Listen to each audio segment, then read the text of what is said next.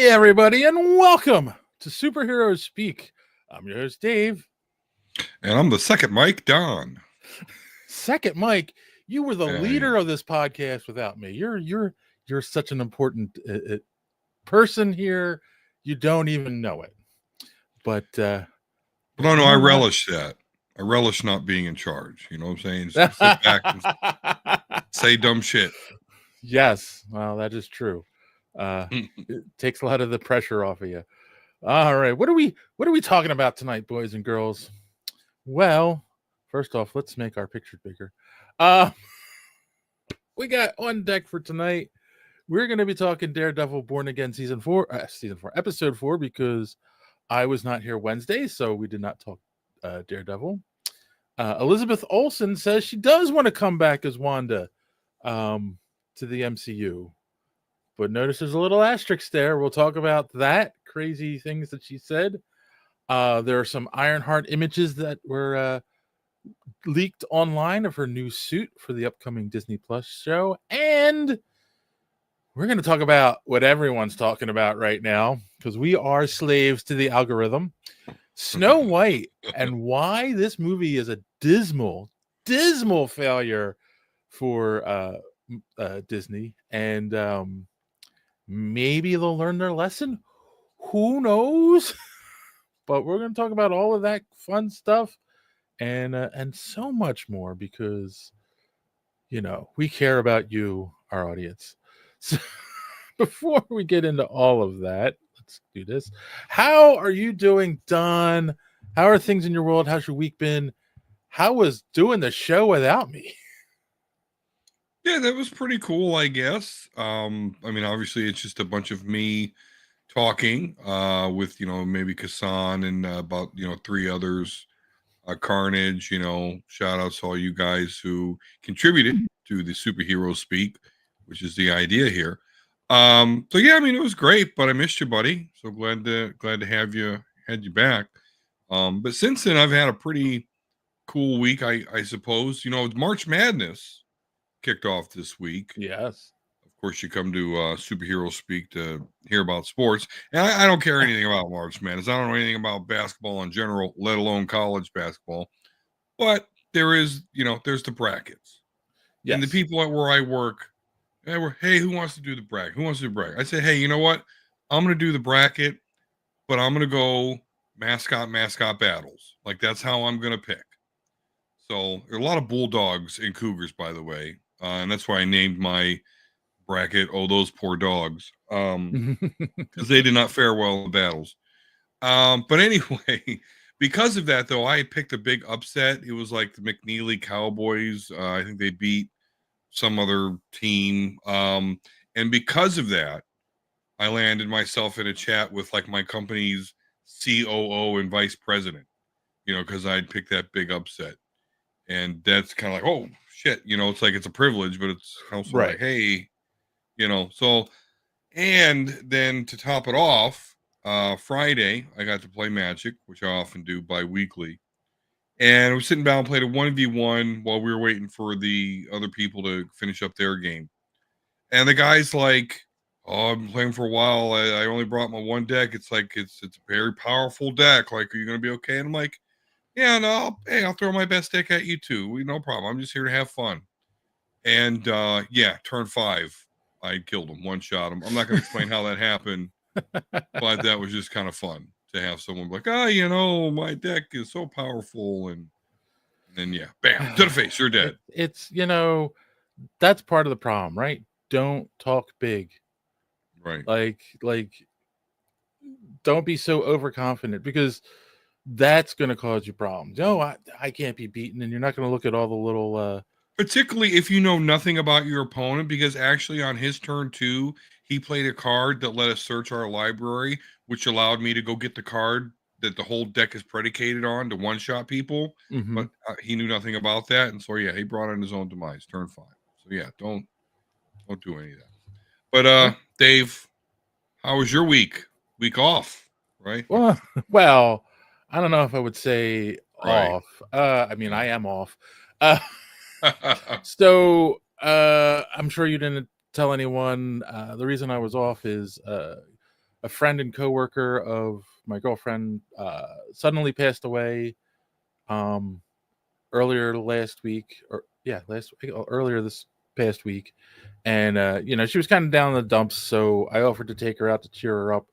Originally, we were going to go out Tuesday. That didn't work out, so she said, "How about Wednesday?" And I went, "You know what? Screw it." And originally, I said, "We'll just won't do a show this week, or we'll figure something else out." And you're like, I'll go solo." So thank you for that. Actually, I'm not going to let down the 42,000 subscribers. Yes. To the Superhero Speak. So yeah.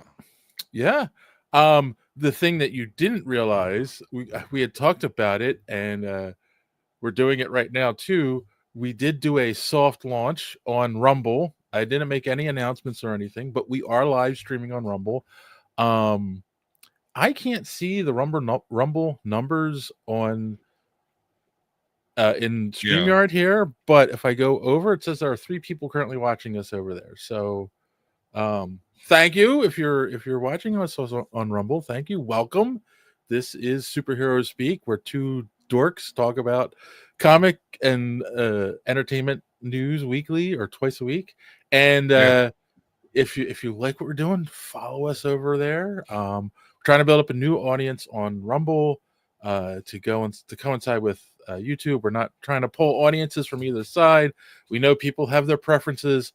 We're not trying to start a civil war here over platforms because we're not into that. We don't do that here. Hold on a second. Gotta turn Spidey on. Get him on. Yeah, I gotta turn him on. There you go. He's lonely. He needs someone to turn him on. So that's about it. I mean, I've been busy with some other stuff. I've been doing some more painting. I did my first 2 oil paintings. I think since we last got together. Again, follow me on social on Instagram at Dave's WB, and you can see I post them all there. And yeah, it's how do I say this? Oil painting is a very different animal than acrylic painting. There are pluses and minuses to it, and I'm learning a lot. Those who paint understand. Those who don't, acrylic dries really fast, so you can paint something and then paint things on top of it and layer and create depth and whatnot in your paintings. Yeah. Oil takes a really long time to dry, like days for oil to dry. So you can't really paint another color on top the way you do in acrylic. So you kind of have to know what paints will stick to other paints without messing it up. You have to kind of plan out what you're going to do beforehand. It's crazy. So, but it's fun. It keeps the voices quiet in my head. I don't have an inappropriate joke of the week, but I do have something I found funny on social media, so I would like to share it here. Here you go, boys and girls. Here's Wonder Bread Woman and her miracle whip. I don't know why. I found that amusing. So instead of an inappropriate joke, we'll put that up. We'll be a little clean tonight. Let's see. YouTube. Let's see. This is from Fraud. YouTube is not putting you into any algorithm. I have to search my subscriptions to find the show when it's live. It won't show up in my feed, even though I watch every show now and for over a year. Yeah. And this is why a lot of people are jumping to Rumble. Hey, Frosty. How are you? Unfortunately, yeah, that is why a lot of people are leaving YouTube and going over to Rumble. We're not leaving YouTube right now because we are building an audience here, but yeah, I don't know how you can have 42,000 subscribers and like not being pushed. Subscribers aren't being notified when we go live.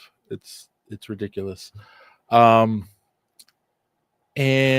I am almost through season 2 of Invincible, and yeah, I'm hoping to be done season 2 like tomorrow night, and then starting season 3, so that maybe by next Sunday. I won't say Wednesday. I won't commit. That's too much.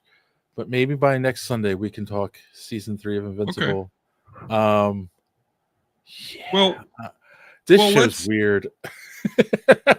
Okay, I mean, it's a book about superheroes and space aliens, invading Earth. So okay, but yeah, I mean, I guess the question I would ask though, has it evolved beyond just being some sort of evil Superman story to you yet? Oh yeah, because Omni-Man is barely in season 2. He's in 2 episodes and he gets captured so far. I mean, I don't know if he's in like the last couple episodes of season 2, but so far what I've seen, he tricks Mark into going to visit him on the world of the I don't remember the name of the aliens. Yeah, bugs, the bugs, praying mantis looking bug creatures, and he finds out that he has a half brother that is that what you're referring to as weird? Is the fact that no Nolan Grayson, aka Omni-Man, fucked an alien bug? No. Okay. I'm like, okay, that is weird. I'm not gonna deny that there is weirdness there. But what's the guy's name? The asshole on the Guardians. He's the Gambit ripoff. Rexplode got shot through the freaking brain and lived. Like, what? Like, that was okay. What the hell's going on here? I mean, thank goodness, like, he was able to, stop the guy from having the nuclear weapons and all of that stuff. But it was just like, come on, like, that's too far. Like, unless they're going to explain how he survived, and I haven't gotten that far, like, that's where I'm at. Like, he gets back up, he beats the crap out of the Serpent King, and then they're like, oh, get this guy a gurney, and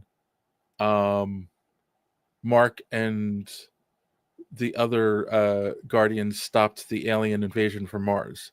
So that's where I'm at. Like, and they're on their way. Okay. They're just getting back to Earth. So yeah, like, you get shot in the brain, and then like there's other things too. Like, I mean, and there's things that are so obvious, like Omni-Man gets captured and they're like, we're gonna execute him. You know he's coming back. I mean, come on. They're not gonna kill off Omni-Man. He's an important character to the story. Let's see. I feel you, Dave. Even though we like the show, it's just not for you people. Love the boys. I just can't do it. Oh, interesting. I think The Boys is more niche than Invincible. I think it's popular, but I think Invincible is more widespread. So thankfully, that's going to force you to watch it, because we're going to want to be on the up and up when season 4 comes out. Because people are hyped. I think maybe it's too much blood and gore for me. And there's two. Okay, and here's the thing too, and I said this to my girlfriend because she says this all the time, and she laughed when I did it. I was like, there's too much going on. It's too much. It's just too much, because that's what she does, sometimes. And she laughed, but it's like, yeah, there's just like so many weird subplots going on, and I'm waiting for them to converge into like one overarching storyline, and I feel like we're really not going to get there. This is just stuff that's going on. Very Games of Thrones-ish, especially in the later seasons. You're gonna get there. Okay, because there was a lot of season 2, season 3. There were a lot of threads in Game of Thrones that just didn't lead to anything. Yeah, like people were just died, and the story was just over, and it was like, why do people like this? Well, because at first it was good writing, but once there's two problems with the Game of Thrones television show. The first problem is that the people that wrote that show, the D's as people refer to them, thought they were getting a Star Wars, so they rushed the end of that series. Number two, the books that they were based off of wasn't even complete. So it's really fucked up that a show comes out about a book series and then outpaces that wasn't done. Yeah. And now the Well, motherfucker even finished the book series. No, that That's is an so fucked unfortunate. up. Imagine And if the thing J.R. is, Tolkien got to the last couple of chapters to Return of the King. It was like, fuck and it. I kind of feel like, um, George R.R. Martin kind of went and saw the reaction to how the show ended and was like, I got to do something different now. But he might have to wait so many years so people forget about it. I don't know. I don't think he actually works on it, man. He's always talking about working on the spin-off shows. He seems to be working on it I just those poor readers. Forget about the show. There's actual people that have read these books, thousands of pages, and will never get the story finished because of what happened with the Game of Thrones show. That's fun. That's just crazy. I don't think they should have ever done a show before the series was done. Nope, not at all. Yeah. Not at all. And then the other thing is I wasn't here Wednesday, so we didn't talk about Daredevil episode 4. Yes. Yes. Such an awful ending to the series. It should be easy for him to write something better. Yes. Karen. That's Carnage JD. Oh, Carnage JD. Oh, sorry. Welcome, Carnage. Definitely. So yes, let's talk a little bit about Daredevil episode 4. Of course, the first, I think there's a couple big things that happen in this episode. Not much happened. Like, first off, before we even mention this, what did you think of the episode overall? I think I did ask you this, but yeah, no, I was really bored. There's a lot of talking in this episode. It's like Daredevil. Was it Born Again? It's like Daredevil, Wilson Fisk, and Vanessa go to marriage counseling again, and it's just so uninteresting. And here, the Punisher, he's back in this episode, like full blown on. Here's Bernthal here. He's back. Yeah. And he's ready to go. And him and Matt have a conversation.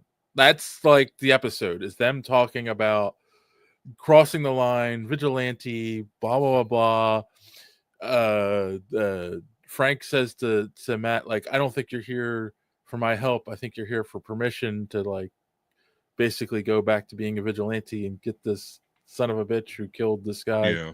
Yeah.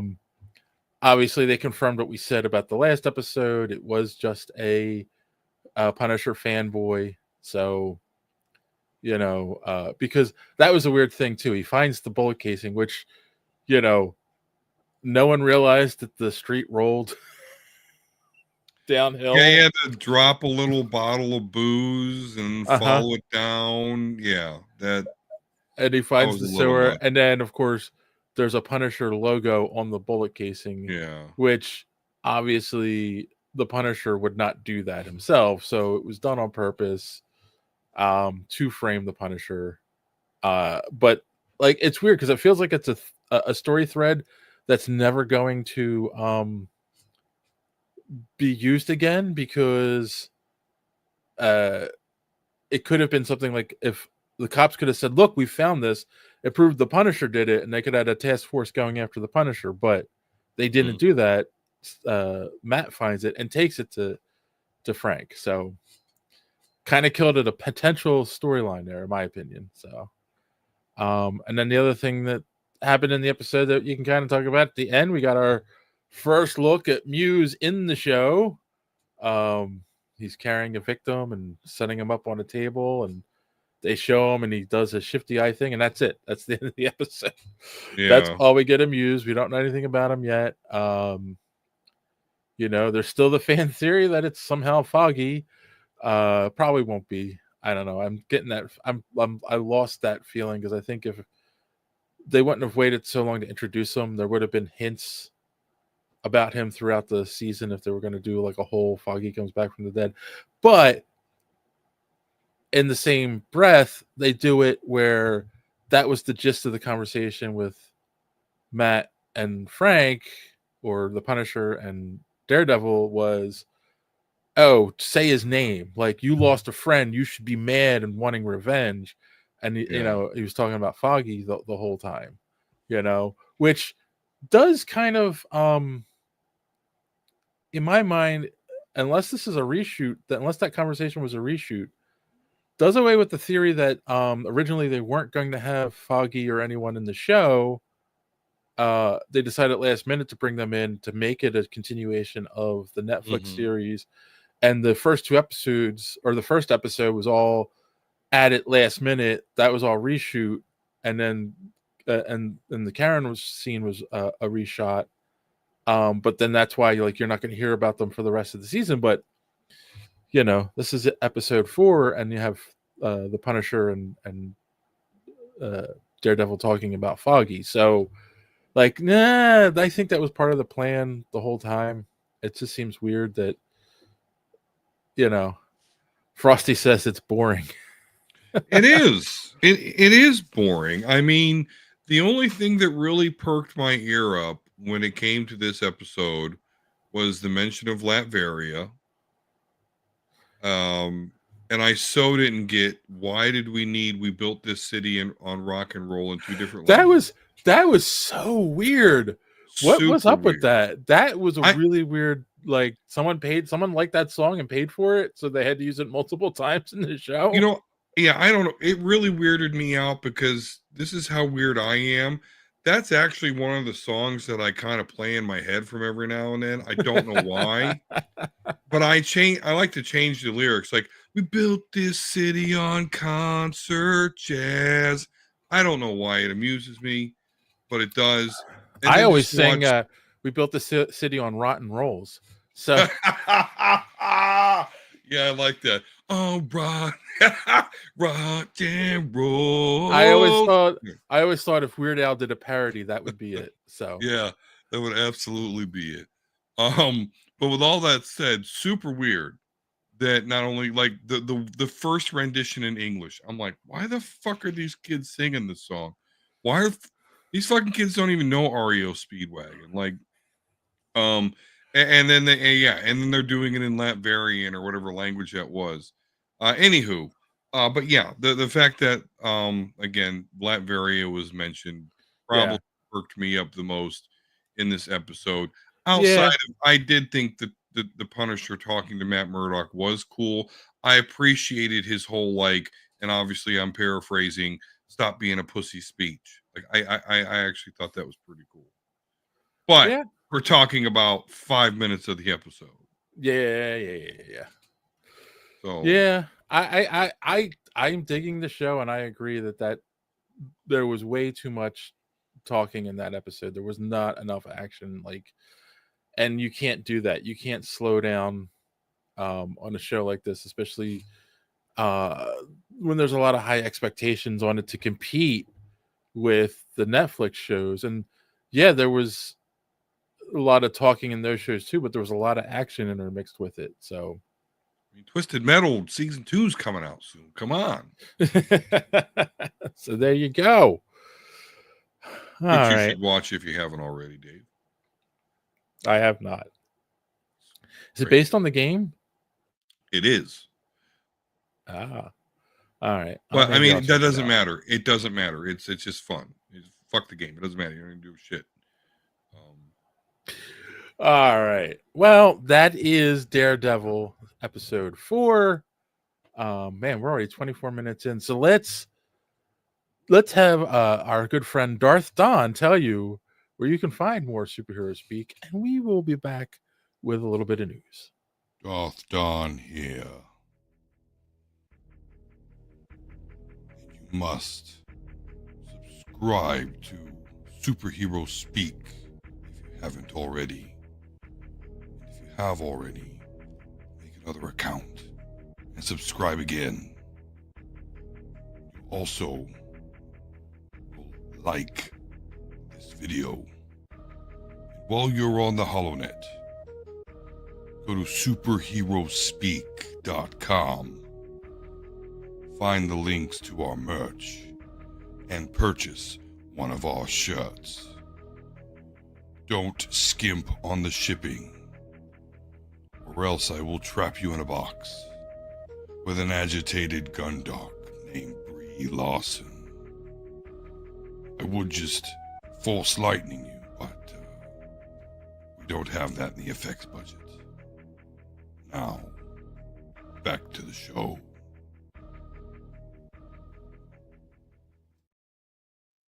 Yes, do not make us increase the effects budget. Like and subscribe and comment below and all that good stuff, and get a t-shirt. Look, they're so cool.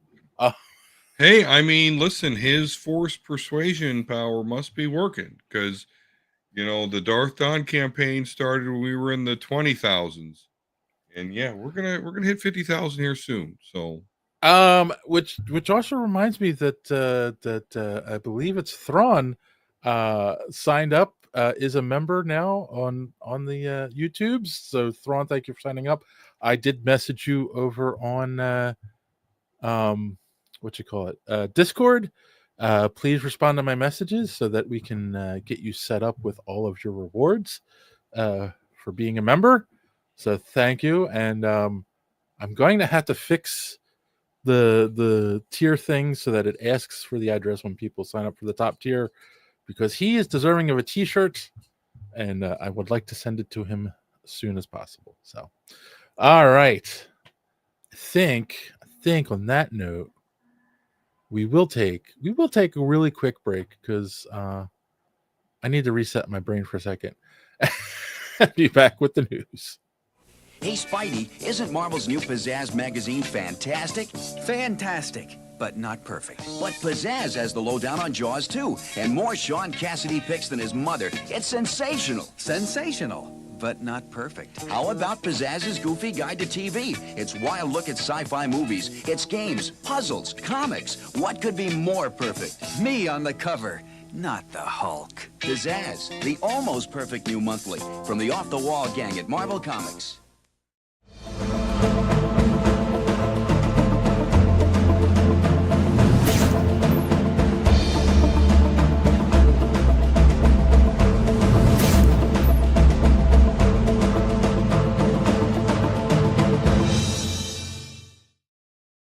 All right, we only have a couple articles to talk about this week. The first one, Elizabeth Olsen, in a recent interview, said she would love to return to the MCU as Wanda Maximoff, the Scarlet Witch.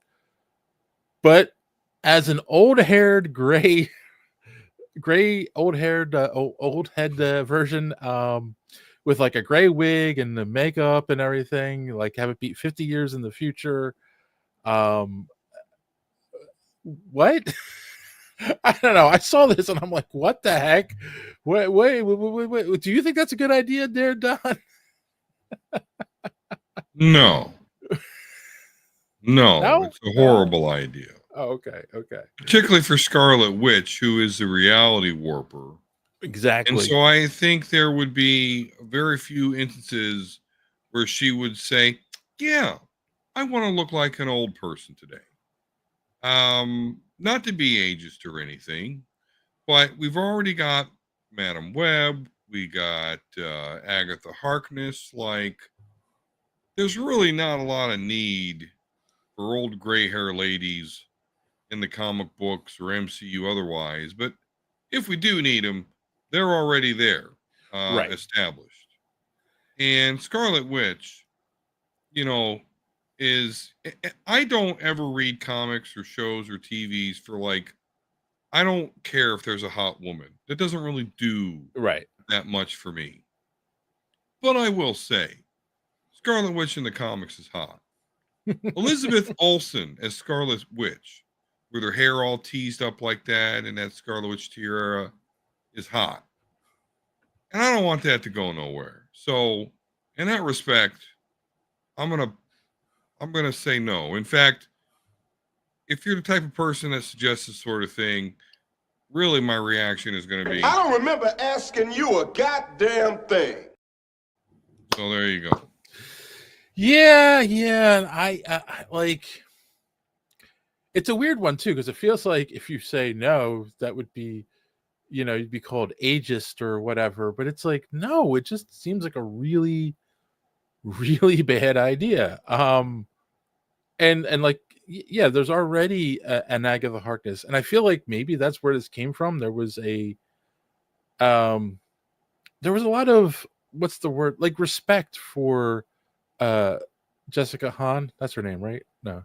Yes. That plays Agatha, for being an older actress willing to like do the nude scene, and all that stuff, even though you really only saw the back of her, but still, like, and that she was But you saw the back. but she was I appreciate. I like willing, older women. she was willing to lean into it, Mhm. and she got respected for it, and a lot of people loved the show. But it's like, you can't force that. You can't force yourself to be an old Yeah. character and do it. Like, just age gracefully. Like, I don't know why she would say that, because I do feel, and maybe I'm the only person here that feels this way, but I think the character does deserve a redemption arc. Everyone liked the character until they gave her the heel turn. And it feels like the WWE. You get the heel turn and then you're out. But it's like, no, we need we need the redemption arc. So we'll see. Thrawn says she's no DC granny goodness. Yeah, I don't know. People say that redemption. I don't know if the Scarlet Witch has ever been redeemed, even in the comics. I think nowadays she has a little bit, ever since some stuff happened in the comics in the Krakoan age, with her being murdered, and then she brought herself back to life. But her backstory is a little fucked up, because she began as Magneto's daughter, and that was a really big part of her identity. Hell, if you play Marvel Rivals, and if you pick Magneto, as I often do, and Scarlet Witch is in your party, there's even like a team up ability, and they have dialogue like their father and daughter. But in the comics, there was kind of a retcon there, and now she's like, her and Quicksilver are like some sort of inhuman bullshit. And they did that because they didn't own the X-Men were still, as far as movies and shit, were owned by Fox. So I don't know. Hopefully they turn back on that. They still have a special relationship though. Magneto and Scarlet Witch, they still have that father-daughter kind of relationship. And I don't know. So either way, no one wants to see it. I think they'll bring it back to that in the comics, because a lot of people liked it. We're gonna get a No More Mutants moment from Scarlet Witch, where, for those of you that don't know, because of that, the mutants went from millions to like just over 200.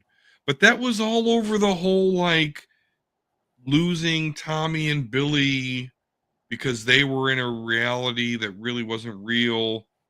But I still feel that like 5 years from now, we're getting No More Mutants from Scarlet Witch. So I don't know if we're redemption. Yeah, I really don't. Hulk needs to be redeemed. He can be the MacGuffin. Yeah, well, depends on what you mean by redeemed. It's more or less people are just not happy with the direction they went with the Hulk. Yeah, we're not happy that he was in a She-Hulk series and was like, I'm better than the Hulk, and it's right. And then Scar, right? His son, like, oh my god, what a neuter. What a fucking neuter of a character. Scar was fucking born in lava on the world of Sakaar. Like, and now he's got, anyway, I hate that. Yeah. I hate. No. I'm not going to disagree with you. All right. And then the other little bit of news we got was we got our first look at Riri Williams' new Ironheart armor for the new upcoming Disney Plus series of the same name, Ironheart. And yeah, reminds me of War Machine. That's all Yeah. I mean, it's dark. like there's not a lot of lighting in the picture, and all you can really see is like silver and black, but still, it's very much more reminiscent of Iron Man. I mean, War Machine than it ever is of Iron Man. Yeah. I don't know. What did you think? Are you excited for this show? No. No, I'm not excited for. I mean, but I'm not gonna bag on it too much because it's a show and not a movie. So if we want to focus on D level characters on Disney Plus, okay, whatever, whatevs. I'm gonna pay for Disney Plus, so it's basically free. But it's just a really weird choice for Marvel that's kind of floundering right now. Yeah, they got with Yeah. Deadpool and Wolverine. Again, characters that people give a shit about and see what happens when you make the movie about them. You make money. You got Again, Fantastic Four coming. And that's where I think a lot of people are going to kind of come back because we care about the Fantastic Four. This is just a throwaway. you know what? I'm going to kind of agree, kind of disagree a little bit. I do think the big misstep for Marvel is yes, the TV shows should be for B level characters, and the movies should be for the A level characters. But I don't know if we 100% agree on who are A and B level characters. Maybe not. I think like one of the biggest missteps they made with the shows was making Miss Marvel a show. That should have been a movie. I think Miss Marvel would have been a home run movie for them. A lot of people like that. A lot of young people love that character. The actress was amazing in the role. If that was a 2-hour movie released in the theater, it would have been an instant home run. And it probably would have uplifted the Marvels, but making it the show and then introducing what's her face as a side character in WandaVision, it was just like no one knew these characters because no one's watching the shows. That's why you make that the B level characters or the stories that aren't as important, because they're building towards Young Avengers, but a lot of those characters were all also introduced in shows other than Riri. I think, right? Kate Bishop show. Miss Marvel was on a show. The twins were on WandaVision. So it's like, and then, Wiccan was in the Agatha all along, and so it's like, you're setting up for Young Avengers, but no one's going to know who any of these characters are because only a handful of people are watching the shows as opposed to going to the movies. So that's and not a lot of people are going to be interested in the Young Avengers. Like I know, like we see it and we're kind of excited. But with that said, I'm not going to go on. I mean, well, if I was on a Superhero Speak podcast, I would not normally go see Young Avengers, I don't think, in the movies unless they'd shown me something that really compelled me to want to know what's going on with the story. So if they do Young Avengers, I hope they keep it a Disney Plus show thing. I think just they're going to have big to. blocks. Yeah, I think they'd have to. I think it would have worked if those characters were brought in as sidekicks in some of the movies, and then a couple years down the road, you did a Young Avengers movie. I think that would have been like, oh yeah, this makes sense. The younger generation is taking over. But no, we just all of a sudden now, after Endgame, we're cramming these characters in, and you're going to be like, yeah, Young Avengers. It's like, you're not going to make it work that way. So I think if they would have bridged the gap better between the Endgame Avengers and then the upcoming Doomsday Avengers, yeah, like I think if we were already there, it would have been okay. I mean, we've got. So here's the thing: we've got what you call it. It's funny how this always gets into like the future of the MCU instead of just, oh, look at these pictures. But you've got what Thunderbolts coming out shortly, which I think they're kind of putting a line in the sand where it's like these characters are not Avengers, they're the Thunderbolts. But yet we just had Brave New Worlds where it was like Sam's like, yes, I need to rebuild the Avengers. Yeah. So who are we getting for the new Avengers, right? Like this doesn't make a lot of sense. Who's out there? I mean, okay, Ant-Man and Doctor Strange and kind of the Hulk and Thor, right? Kind of the Hulk. Yeah. Like I just don't see an Avengers lineup right now. I don't, and I don't know how they're going to make this work. Like, I think if these characters were in the movies, you could have put excitement around Young Avengers, but we didn't. So I don't know where this is going. Like they need to start putting the breadcrumbs somewhere to say like, oh, here's this character, here's that character. I mean, and there's characters that have been in the Avengers that we haven't touched on in the books, but I mean in the movies, but a lot of them are B-level characters that weren't in the Avengers long. There were some weird lineups in the 70s, so we'll see. We shall see. I think we're gonna have to go X-Men, Fantastic Four, and forget about the Avengers for a while. But that's your dream. Oh, wait. Thrawn's right. That's not my dream. That is reality. Thrawn's 100% right. Squirrel Girl. That's all we need. Well, she is in Marvels. Right. Or Marvel Rivals. Oh, there you go. Frosty. Yeah, Wonder Man. He's a great example from one of the weird characters from the 70s. But it's also where we got Vision. So, all right. Well, and I have a lot I could say too about the future of Marvel, but we'll save that for another day. Let's take a really, really quick break. We're gonna come back and bash a movie that we haven't seen. That's right, boys and girls. Strap in. Here we go. Wow, the stinger! Timmy, I'm from the Dream Come True Fantasy Contest. You ready to wrestle? You bet! Mom! Dad, it's really him! Hold on! Okay, now I'm ready.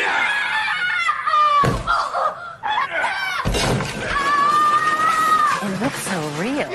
Don't count on Sprite to do anything but quench your thirst. Wanna go 2 out of 3? All right. I wanted to look something up and I wasn't fast enough on my phone. So Snow White came out this weekend. I'm going to say this up front. This movie should have been $1 billion movie for Disney. All they had to do was recreate the original animated movie, which kicked off Disney being the leader in children's animated entertainment, family entertainment for decades and decades, or like 100 years. Like, just recreate that movie beat for beat in live action with all live actors. Boom, $1 billion. But no, they decided we're going to listen to the crowd and make sure we don't offend anyone. Hello, Kasan. There he is. So, let's start with this. Rotten Tomatoes. I'm kind of surprised by that audience score, so I'm not sure how accurate that is. But the critics, 43%. It's being panned by the critics, who are usually in Disney's back pocket. So that tells you like really everything you need to know, I think, right there. Like, even the critics are like, this is a bad movie. And the audience score is 74%, but that could be Disney bots. I'm sorry, because given the next piece of information, it's projected right now to make 87.3 million worldwide opening weekend. It's not even going to make 100 million opening weekend. That's what I was trying to look real quick. I wanted to double check the box office mojo, and it's still the same number. So 43 million domestically. Like, that's bad on a budget of 240 to 270 million. That, of course, does not include the advertising costs. We've talked about this before in the show. Kasana's pointed it out as well. So I believe I heard it had to make at least 500 million to break even at this point. And it's not going to do that. It's not. This movie will be lucky to make 100 million domestically. It's bad. Do you have any, like, before I start bringing up some of the stuff about this movie, you have anything, initial thoughts on it? Yeah, I mean, I think this is the most telegraphed thing on the face of the planet. I mean, first of all, if we just look at, like, everyone remember Dragon Ball Z Evolution? I totally stole this from Facebook. But if you look at the IMDb, like, this is worse than the Dragon Ball Evolution movie, which Dragon Ball Evolution was like the most panned movie putrid of all time, and this has beaten it. This is like, nope. So whoa. That Dragon Ball Evolution came along in the most hated movie, and Disney said, "Hold my Bud Light." So hold my Bud Light. I like that one. So look, and here's the thing too. I don't not to interrupt you, but I don't want to say this is all just go woke and go broke, because there's a lot of things around this movie that hurt it from the beginning, and a lot of it boils down to Disney not just being too worried about hitting the right marks and offending people, that they kind of listen to people they shouldn't have. And so what were you gonna say? Well, I mean, listen, it's this simple, because this is a trend now. Every time a show or a movie has an outspoken actress that basically says, hey, we're gonna shit on what the original movie was, it's not popular. Because when you remake a popular franchise or movie or whatever, the expectation is that you're going to have a built-in audience, right? But you're not going to have the built-in audience if you have two actresses go out on the red carpet and say, "Hey, remember all that?" Yeah, fuck that. I mean, it makes us feel like, because I get it. Like, I have 2 daughters, a wife, but guess what? There's a lot of males on the earth. Like, okay. And it's like the way she talked though on the red carpet, like, it's not about a man. Like, it makes us feel like, keep it up. I'll spray you in the face, bitch. You're just this. Yeah. You brought the toys tonight, I see. Yeah. No, and we'll get into let Rachel Zegler a little bit more too. But that's the whole thing, is like, stop antagonizing us, or we won't go see your movie. Okay, I'm trying to think how I want to say this. One of the things I know that Disney has had for a long time, and I've heard this straight out of the mouths of some actors who have been on this podcast, who have worked on Marvel projects, but this comes from Disney, is they have a morality clause in all of their contracts, which basically means you have to, and it's not like oh, they're totally controlling you or whatever. I'm sure there's part of that, but it's a lot of it is how do I say this? Just they want you to have the appearance of being a decent person and not do things that are controversial while you're working and promoting their movies, right? Mm-hmm. It's actually one of the reasons, like, and I hate to say it, but it's one of the reasons a lot of the Marvel actors volunteered so much while the MCU was really big. Like, they would go to hospitals and do stuff like that. And, God bless them for helping people and doing all that stuff and visiting sick kids and all that great work. But a lot of it was driven by this Disney morality clause, right? So an easy way to look like a good person is to go to a hospital and visit sick kids, right? And they were all doing it. Like, let's not kid ourselves. There wasn't one actor in those movies who wasn't doing that stuff. And then you hire a young actress who is fueled by the internet, fueled by a world where she was raised in a world where she could say what she wanted on social media and she would get likes, but she didn't have the Disney magnifying glass on her. But she didn't care once she got the Disney magnifying glass on her. She said what she wanted to say, and this is the result. But let's back this up a little bit, right? Because this movie was talked about since 2021 is when they first announced it. 2022 is when they started working on it. And this guy right here, speaking Game of Thrones, here we go. Yes, he is the guy who kicked off all of the nonsense around this movie. And you can say what you want about Peter Dinklage, but he did a horrible thing. He went on a podcast and he talked about that having a Hispanic actress like Rachel Zegler playing Snow White was a progressive thing, but it's so backwards to cast little people as dwarves living in a cave. That's so demeaning and blah, blah, blah. And it's like, wait, what? Like, shouldn't you be championing hiring little people to play them so that actors can get jobs? But no, that's a bad look on his part. And because he's Peter Dinklage and he was in one of the most popular TV shows that ever exist. He's been in some great movies. You know, he was in an X-Men movie. He's in the X-Men movies. Oliver Trask. Disney's like, okay, here's our Bud Light, and we're gonna not do the 7 dwarves. We're gonna give you the 7 magical companions.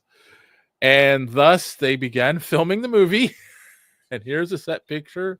This is an actual picture that was leaked late 2022 when they were filming this. And are you serious? Yeah, you didn't. This is actually fucking real. You don't know this? Like, no, I don't give a fuck about.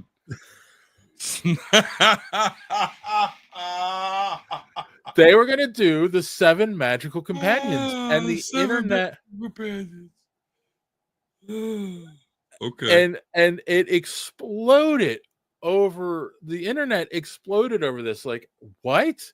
This is the dumbest thing I've ever seen. And Disney got panned for bowing to Peter Dinklage's comment and thinking, okay, well, we're going to be woke and we're just going to change it from the 7 dwarves to the 7 magical companions. And as you can see in this picture, there is a little person, and I'm going to guess they began finding actors to play the dwarves. They hired this guy. He was already on contract, so they had to keep at least one in the 7 magical companions. But yeah, like, no, we can't do that. So then what happens? Well, we get some CGI nightmare fuel. Let's give us the dwarves that look like the dwarves from the original cartoon, but done in CGI, that are some of the scariest looking things I have ever seen in my life.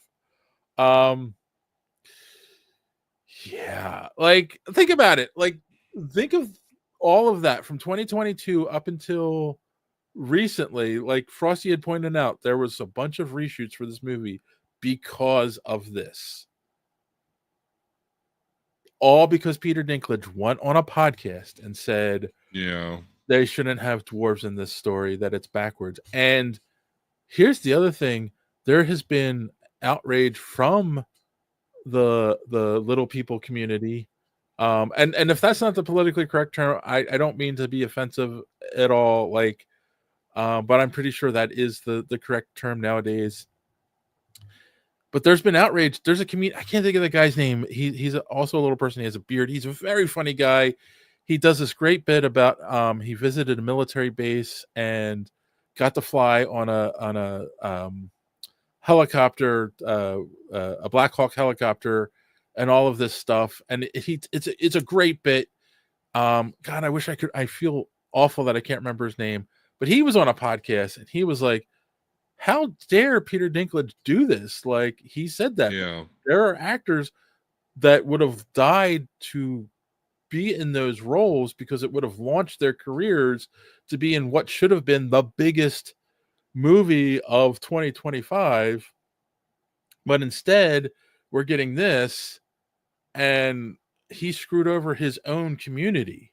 You know, someone said on a podcast that I watch, like he made a name for himself, Peter Dinklage, and then pulled the ladder up behind him. Like, that's what this move was, right? Like, and it was so ridiculous, you know.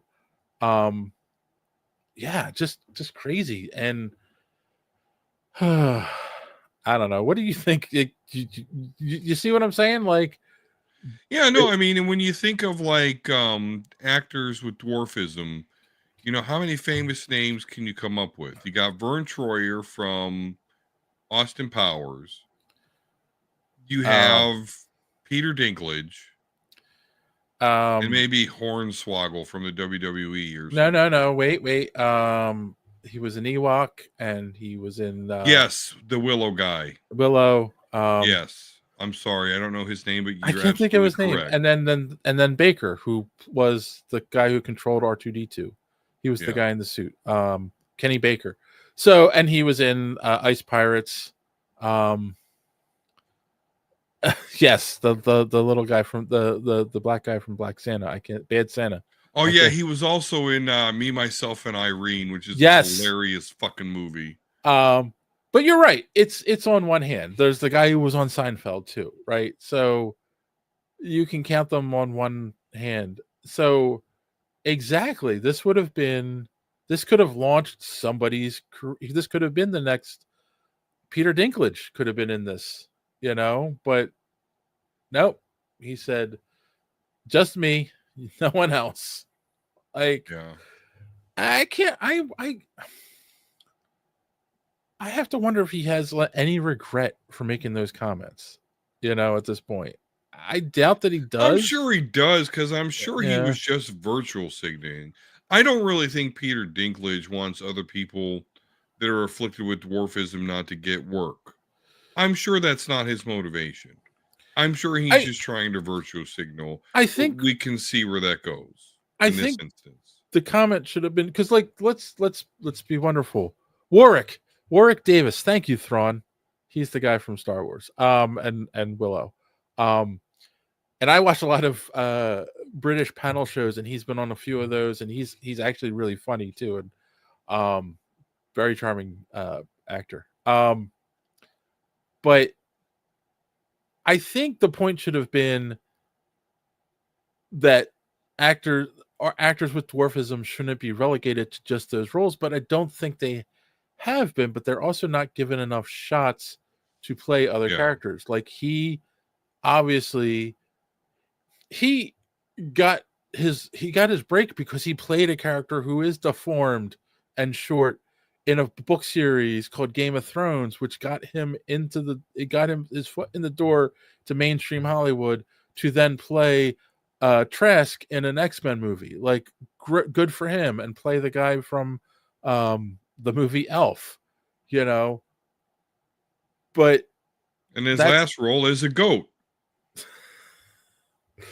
But that's the thing, like, dude, like, they have to get their foot in the door, and if this is what they have to do, it's a shame. But then we'll be able to see their acting prowess, and possibly they will get another. They'll be in the next Marvel movie. They'll be in the next DC movie. But if you're going to sit there and they'd be cast as Puck from Alpha Flight. There you go. But nope. I don't know. And then So we're not going to beat this all night. We have the star. Rachel Zegler. We've talked about her a little bit here. I think one of the things was shortly after she was announced, we said this already, she was caught on a red carpet interview, and they asked her like, "Oh, what do you think about Snow White, playing Snow White and the original?" And like, she's been back and forth. She's tried to say she loved the original movie, and then she was like, "I didn't really watch the original movie." And then it was like, "Oh, the original is so dated and it's weird." That was her like, I've seen that clip 1,000 times of her going, "Weird. It's weird." And her going, going down the whole line of the non-consensual kiss thing, and because Prince Charming kisses her to bring back to life, and all of this stuff, and then like, "Oh, I don't even think we're gonna have a prince in the movie," which, spoiler alert, I have learned from people who have seen the movie, there is no Prince Charming in the movie. There is a love interest, but he's not a prince. So yeah, and I honestly feel like they made changes to this movie to make her happy. They brought this actress in. It's well known in Hollywood that actors and actresses do have a voice in the character that they're playing. And Frosty says that shit needed to fail. Yeah. And they have a voice at the table when they're working on the movie, and she was given too much of a voice, in my opinion.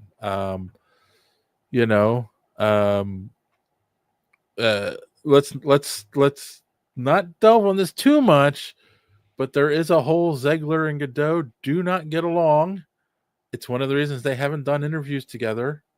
There is, and we're not going to get into this too much on the show, but there is the whole, we all know Gal Gadot is Israeli. She was in the Israeli National Guard before she became an actress.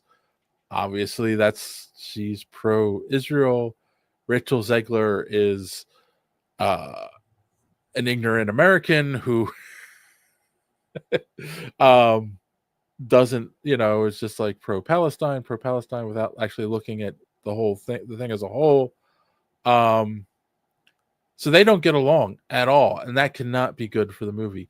I also want to kind of touch on this. This was one of the controversies from the beginning as well, is that they had Gal Gadot, who is easily one of the most attractive women in Hollywood, playing the evil queen who is jealous of Rachel Zegler's looks. I mean,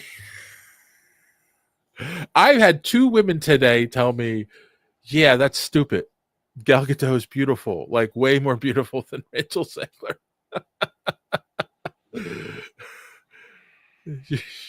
You look like you want to say something, Don, but you're afraid to. Well, no, I'm not afraid. I have nothing to lose. I'm pro-Palestine, by the way. But anyway, see. But no, that's completely correct. Like this Zegler lady, this chick, I'm sorry, I'm born in 1980, guys, so I'm sorry. Is nowhere near looks wise as beautiful as Gal Gadot. Now, don't get me wrong, I'm not a Gal Gadot fan. I think she's super hot as Wonder Woman, but that probably has more to do with hair than anything, because that's like my number one trait of a woman. Outside of that, I think she kind of looks alienish, but I'm not a skinny chick dude. I'm just not. So I don't know if my bias is where it needs to be, but I still think the point stands that when you look at these two side by side, I think Gal Gadot is traditionally more beautiful. And so having her in this story where she's supposed to be jealous of the other one, it just doesn't make sense. And also, we are talking about the character Snow White, which one of her main traits is that her skin is white as snow. And that's obviously not the case here. I don't care about race swaps, but kind of seems important to the character here. They apparently they explain it away in the movie by she was born during a snowstorm. Okay, cool. Okay, I mean, whatever. But I guess my overall point though is why just not make another movie? Why remake Snow White if you're gonna say parts of it are stupid and dumb and weird? Then just make something else. Don't make Snow White because Again, you really sound dumb. Like, oh, it's weird, it's outdated. That is completely ignorant of how innovative this animation was back in the early 1900s. and that was the other thing. Again, this is all in reviews that I've read. That the fairest of them all wasn't about beauty; it's about being fair. The actual, Oh my no, yeah, no, BS.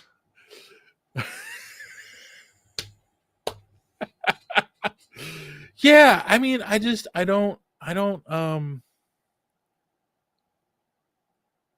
I get you're right, and I get it. Like it's Frosty thinks I'm making jokes here. He's telling me to stop.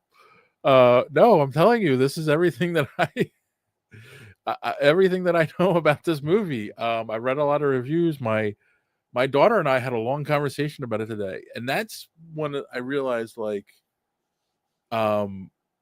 that's the biggest mixed step. So people who know that I'm a grandfather. I have 4 granddaughters, 3 of which are right prime, like Disney princess age. They love Disney. They love Disney princesses. She will not take them to see this movie. She will not spend money on this. And like, people sit there and go, "Oh, it's made for kids," but it's the parents who hold the purse strings. They're not going to buy the tickets to take their kids. No one's going to go see this. She's like, "Oh, I'll check it out when it's on Disney Plus. If I think it's okay, I'll let them watch it." But yeah, like there's too much crap around this movie for her to go see it. And then of course this goes back to the morality clause thing, but I think because I think this is part of it. Zegler, after Donald Trump won the election, again, I know politics. We don't normally talk that on the show, but it's Rachel Zegler forced us to do this. She made a statement on social media that like Trump and all of his supporters don't deserve to ever know peace. And of course, there was outrage from Trump supporters online for a long time saying like, well, then we're never going to go see your movie. We're going to boycott it, blah, blah, blah. So Disney forced her to issue an apology, which she did online, but it was one of those too little, too late kind of things. Like there was already, there were already people who were lost like, nope, I'm not going to go see it because of this. So again, it's like, yes, there's a lot of issues with this movie because of a terrible script, but there's also a lot of issues because of the person they cast to play Snow White is a terrible person. Let's be honest, right? Like and this goes social media. I want to talk a little bit about social media for a second. We live in a world ruled by social media, right? There's this idea that if it's popular on social media, it's popular in real life. And unfortunately, that's not true. You got to look at what's actually making money, not at what the perceived popular thing is. It's, and here's the thing. Facebook did a study years ago and found, and of course, they make money by your eyeballs being on Facebook. And they make money sending you ads. And the longer you're on Facebook, the more ads they can send you, the more money they make, right? Like that's the basics of how any social media website works. And Facebook did a study and found that when you're fed things that make you upset and angry and things that you don't agree with, you're more likely to comment, react to it, Yeah. share it, and say something about it.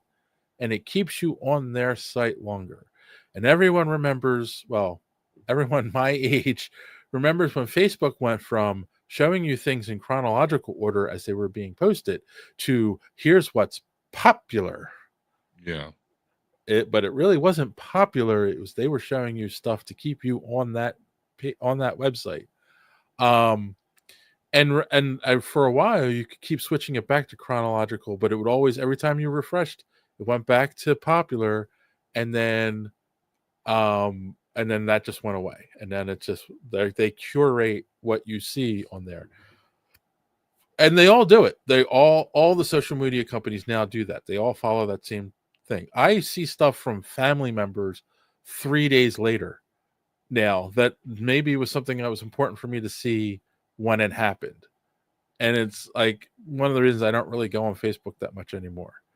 So what I'm getting at is people of our generation, Don, like we grew up before an internet, right? So we already had our thoughts about the world formulated before we got on social media. Like it might inform us a little bit to see how other people think, but we realized that that's not real world. That's not going and touching grass. People like Rachel Zegler, who's in her 20s and is a kid who grew up in a world surrounded by social media and the internet, thinks that's the real world and thinks she can post. Like I said earlier in the show, she got away for a long time posting stuff like that on social media, and then people were liking it and sharing it, and she became popular from that and thought, oh, okay, this is what I can do. And then Disney's like, no, you're alienating half of the possible audience for this movie. You don't talk politics, right? Right. And but I feel like this is going to be more of an issue going forward as we have young people who grew up in the world of the internet. It's going to be hard to find people that are willing to not share their opinion on social media, because they're after those likes and clicks. Yeah, I mean, I don't think it's an entirely young person problem. I definitely think it's more prevalent in the younger generation, but I don't want to bag on them too much because I've had many personal experiences where people that are older go on Facebook, see something, and it's, oh, did you see where this and this happened? And but I get what you're saying there, David. Social media is more prevalent for the young, so the whole misinformation is probably more rampant with them. But it's not everybody's innocent in that regard. Kassan says, and you know what? I grew up, I was raised Catholic, so C.S. Lewis stories were read to me all the time because there's a lot of Christian imagery in the Lion, the Witch, and the Wardrobe series. But C.S. Lewis said, if a story made for kids can't be enjoyed by adults, it's not a good story. And that's 1,000% correct, Kassan. I agree. That's why people call it family entertainment and not, kids entertainment. So, and that's what, and yes, like this movie could have made $1 billion.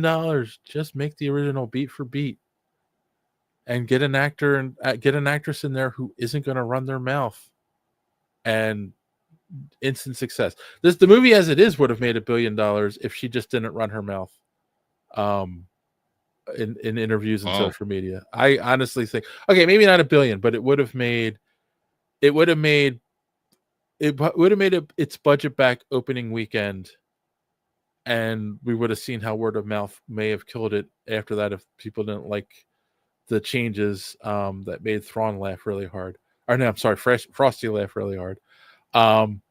So, but I do think in the long run, it would have been a marginal success. Now it's going to be a spectacular failure, I think. I don't know. What do you think? You think quite the swing.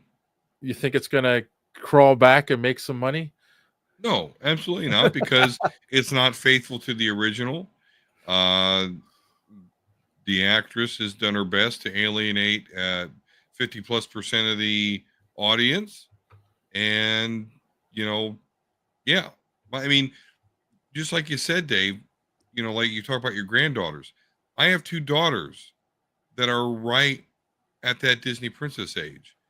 In fact, my oldest daughter spent the weekend marathoning the Moana movies. Mm-hmm. So they're right there, and they could give a fuck about this.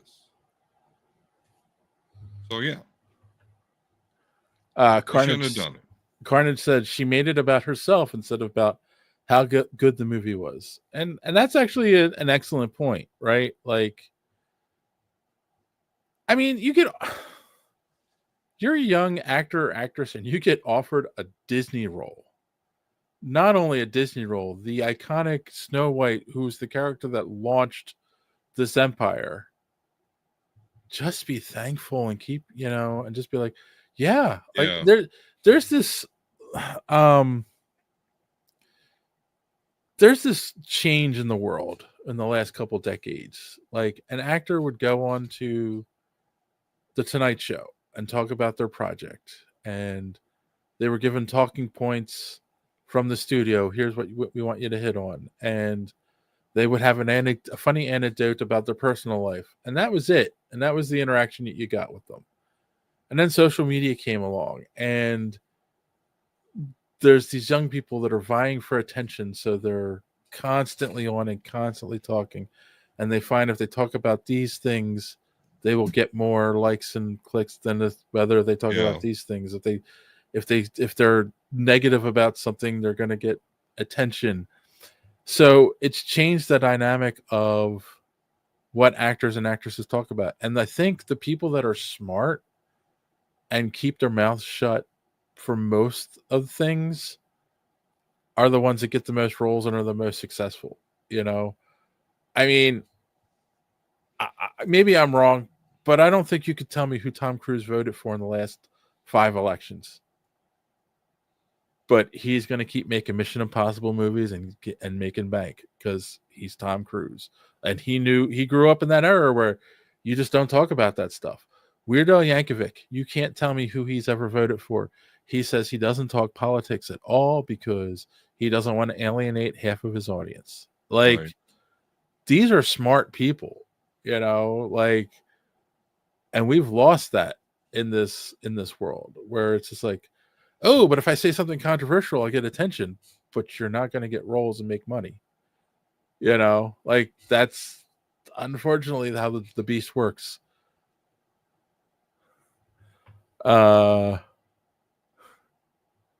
Jimmy Kimmel and Jimmy NBC don't know how to talk to celebrities about their business.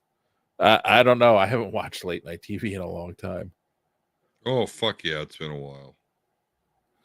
Disney faults: bad casting, replacing the dwarves, cutting out Prince Charming, bad CGI, hiring delusional writers. Yeah, I agree with you there, Kassan. Like, a lot falls on the writers too.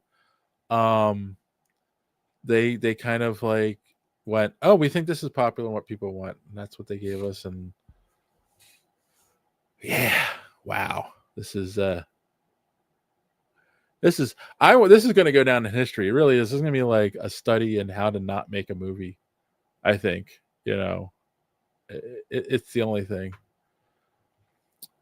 But that's all I got to say about that. I wanted to get it off my chest. I wanted to fight with the algorithm. I wanted to work with the algorithm because everyone's talking about this freaking movie. So hopefully people will find this and tell us how smart or stupid we are. One or the other. There's no in between. With all that being said, it's time for that time of the night. We got to ask that question. What did we learn on the show tonight? So, Don, what did you learn tonight? Or do you have a recommendation? What I learned is, according to Kassan, Gal Gadot has the singing ability of a dead frog. So that's amusing. Which is 0. Recommendations. I really don't have recommendations other than if you have a current gen console or PC that is fairly recent, I guess. Play some Marvel Rivals. In particular, play some Marvel Rivals with me, and you can catch me streaming that and Suikoden, which is the RPG that I'm currently playing right now, on the Discord randomly at night, probably sometime after 9 p.m. Eastern Standard Time. That's it. That's what I got. That's what I recommend. I learned that I learned that that JD was right. You can't make art by committee. You need to just stick to your guns, and it's very easy to get misguided in today's world and think, oh, this is what people are going to want on something that should have made, like I said, it should have made $1 billion easily. But there's a reason. It's funny. This is a conversation I had with someone as well about this. There's a reason that Walt Disney, other than the fact that this was public domain, but he picked timeless stories to make into movies because he didn't have to. He made little changes and took out the scary stuff that was over the top for young kids, but they were fairy tales that had been known for a long time and people knew them and loved them. So he knew if he made a movie out of a story he loved, it was going to make money. That's all they had to do. That's all they had to do, and they couldn't do it. So yeah, I learned that you can't make art by committee. Also, I will recommend. What do I recommend? I don't know, because I've been watching Invincible and trying to get caught up, so I haven't been watching anything else. I haven't gotten back to my game. I think I mentioned it last week. I started playing Guardians of the Galaxy on the PlayStation. Actually, I also was playing God of War. I got to get back to both of them. Darn it, I had gotten stuck in Guardians, so I kind of stopped playing games for a little bit, and then all the family stuff this week. So yeah, I will get getting back to gaming. But on that note, if you haven't done so yet, go check out superheroespeak.com, where you can find the podcast. Usually every week. I'm trying to get caught up, folks. I know, I'm sorry, the website's behind. Also, you can find the social media links at the top of the page, comic book reviews, and so much more. If you have gotten this far in the podcast and you haven't done so yet, please hit that subscribe button, click that bell for notifications so you don't miss us when we go live here on Sunday and Wednesday nights, right here on youtube.com/superheroespeak. Smash that like button. It helps with the algorithm, gets the show out there even more. Comment, leave a bunch of comments. That also pushes the show out. And of course, if you're so inclined, go to visit our merch store. The link is in the description below.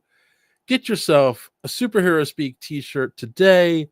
They are the greatest in t-shirts on the internet. That's what everyone's saying, or at least that is what I have heard. And let's see. Oh, they're talking about something in the chat. Yeah. Solo leveling. I don't know. Something about video games. An anime. Okay. All right. That's it. That's all I got. I don't know what we're talking about Wednesday. We'll figure that out. More Daredevil, of course. We're gonna. Oh, you know what? Real quick, I should announce this because Kassan did mention something on the Discord. We were gonna have the guy doing the Stanley documentary. I reached out to him. He said, "Send me an email with some information." He has yet to reply. You son of a bitch. I don't know what the story is. Usually, people that are doing Kickstarters want to get on as many shows as popular as they can to get the word out, so they can make their budget, so they can get the. And that should certainly include the flagship comic book discussion show, Superhero Speak. Yeah. So I don't know what's going on. Hopefully he reaches out. But in the meantime, we do have like a couple other creators that do want to come on and talk about their projects. Shouted down from what I hear from Thronkill in the chat. Oh, well, we'll have. I will look into that. I will look into that. Maybe we'll bring that story to you guys on Wednesday. So on that, boys and girls, as always, thanks for watching. Don't let your cape get caught in the door. See you next time. If you haven't done so yet, subscribe. It really keeps this podcast alive. Smash the like button if you please. It gives us what we need. Maybe leave a comment or two. It's a really nice thing to do. And what are you waiting for? Visit our merch store. But before you click away,